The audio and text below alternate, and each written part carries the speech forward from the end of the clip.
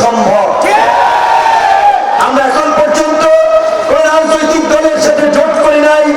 আমরা পরিষ্কারভাবে বলছি, আগামীতে আমরা যাদের সাথে জোট করব, তারা সরকারে গেলে তারা সমাজ এবং রাষ্ট্র ব্যবস্থা নিয়ে কি ভাবছে, দেশের পরিবর্তনের প্রশ্নে তাদের অবস্থান কি, চাঁদাবাজ, দখলদার, বৈদস্যু, মাফিয়া, সন্ত্রাসীদের বিরুদ্ধে তাদের অবস্থান কি, এই সমস্ত বিষয় পরিষ্কার হওয়ার পরেই আমরা সিদ্ধান্ত নিব আমরা কোন দলের সাথে জোট করব কিনা।